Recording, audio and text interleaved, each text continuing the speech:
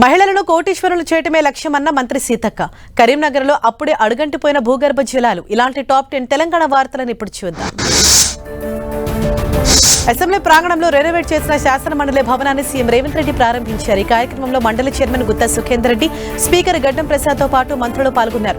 శాసనసభ మండలి ఒకే చోట ఉండేలా సర్కారు చర్యలు చేపట్టింది. అసెంబ్లీకి ఆనుకుని ఉన్న పాత భవనాన్ని రెనోవేట్ చేసి మండలిగా మార్చారు. శాసన మండలిలోనే తన ఛాంబర్లో సీఎం రేవంత్ పూజలు చేశారు. మెదక్ జిల్లా కౌడిపడ మండలం తునికి ఏకలవ్య గ్రామీణ వికాస్ ఫౌండేషన్ కృషి విజ్ఞాన కేంద్రంలో నిర్మించిన రైతుల వసతి గృహం, ఫుడ్ ప్రాసెసింగ్ ల్యాబ్ ను కేంద్ర హోంశాఖ సహాయ మంత్రి బండి సంజయ్, మెదక్ ఎంపీ రఘునందన్ రావు ప్రారంభించారు. సేంద్రీయ వ్యవసాయం వల్లే ఆరోగ్య భారత్ అవతరిస్తుందని బండి సంజయ్ అన్నారు. మహిళలను కోటీశ్వరులు చేయటమే ప్రజాప్రభుత్వ లక్ష్యమన్నారు మంత్రి సీతక్క. ములుగు జిల్లాలోని లీలా గార్డెన్లో నిర్వహించిన అంతర్జాతీయ మహిళా దినోత్సవ వేడుకలకు ఆమె ముఖ్య అతిథిగా హాజరయ్యారు. మహిళా సంక్షేమానికి రాష్ట్ర ప్రభుత్వం కట్టుబడి ఉందని మంత్రి తెలిపారు. మహిళలందరికీ అంతర్జాతీయ మహిళా దినోత్సవ శుభాకాంక్షలు తెలిపారు మంత్రి సీతక్క. సీఎం రేవంత్ రెడ్డి రైతు బంధు పథకాన్ని చెత్త పథకమని అవహేళన చేసి మాట్లాడుతూ రైతులను అవమానపరిచారని, సీఎం రేవంత్ రైతులకు వెంటనే క్షమాపణ చెప్పాలని ఆదిలాబాద్ జిల్లా బీఆర్ఎస్ అధ్యక్షుడు మాజీ మంత్రి జోగురామన్ డిమాండ్ చేశారు. బోరజ్ మండలంలోని అకోలి గ్రామంలో సంతకాల సేకరణ కార్యక్రమాన్ని చేపట్టిన ఆయన అసెంబ్లీ సమావేశంలో రైతులకు రైతు బంధు విడుదల చేయాలన్నారు. హైదరాబాద్ నగరాన్ని పరిశుభ్రమైన క్లీన్ సిటీగా తీర్చిదిద్దాలని జీహెచ్ఎంసీ కమిషనర్ ఆర్వి కర్ణన్ అధికారులను ఆదేశించారు.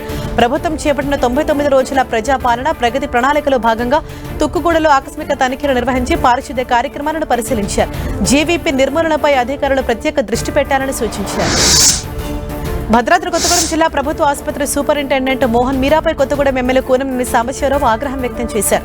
ప్రభుత్వం ప్రతిష్టాత్మకంగా చేపట్టిన హెచ్పీవీ వ్యాక్సినేషన్ కార్యక్రమానికి కనీస ఏర్పాట్లు చేయలేదని మండిపడ్డారు. కార్యక్రమాన్ని ఉద్దేశించి ఒక ఫ్లెక్సీని కూడా ఏర్పాటు చేయరా అంటూ మండిపడ్డారు. అంతర్జాతీయ మహిళా దినోత్సవాన్ని పురస్కరించుకుని కామారెడ్డి జిల్లా బాన్స్వాడ మండలం తాడ్కోలు గ్రామ పంచాయతీ ఆవరణలో ఆయుష్ హాస్పిటల్ ఆధ్వర్యంలో ఉచిత వైద్య శిబిరం నిర్వహించారు. గ్రామంలోని వృద్ధులు, మహిళలు, చిన్నారులు చికిత్సలు చేయించుకుని మందులు తీసుకున్నారు. అంతర్జాతీయ మహిళా దినోత్సవాన్ని పురస్కరించుకుని ఉప్పల్ నియోజకవర్గం మల్లాపూర్లో కాంగ్రెస్ నాయకుడు, గ్రేటర్ హైదరాబాద్ నాయకులు అనిల్ కుమార్, కాంగ్రెస్ సీనియర్ నాయకులతో కలిసి మహిళల కోసం ప్రత్యేక బస్సును ప్రారంభించారు. బస్తీబాటలో భాగంగా మల్లాపూర్ డివిజన్లో మహిళలు బోడుప్పలు వెళ్లేందుకు తీవ్ర ఇబ్బంది పడుతున్నారని, అందుకే బస్సు సౌకర్యాన్ని కల్పించినట్లు తెలిపారు. మేడ్చల్ జిల్లా బోడుపల్లి జనసేన పార్టీ సభ్యత్వ నమోదు కార్యక్రమం జరిగింది. మేడ్చల్ నియోజకవర్గ పార్టీ ఇన్ఛార్జ్ వంగిరి సాయి కుమార్ ఆధ్వర్యంలో దాదాపు 1500 మంది జనసేన పార్టీ సభ్యత్వం తీసుకున్నారు. సభ్యత్వ నమోదుతో పాటు ఇన్సూరెన్స్ సదుపాయం కల్పిస్తున్నారు. తెలంగాణలో జనసేన పార్టీ విస్తరించబోతోందని సాయి కుమార్ తెలిపారు. కరీంనగర్ జిల్లాలో భూగర్భ జలాలు అడుగంటిపోతున్న వేసవి ముందే పంటలు ఎండిపోతున్న మరో 2 రోజుల్లో పంట పూర్తయిపోతుంది. ఇలాంటి సమయంలో పంటలు ఎండిపోవడంపై రైతులు ఆందోళన చెందుతున్నారు. బీడువారుతున్న పంట పొలాలకు సాగునీరు అందించాలని ప్రభుత్వాన్ని కోరుతున్నారు.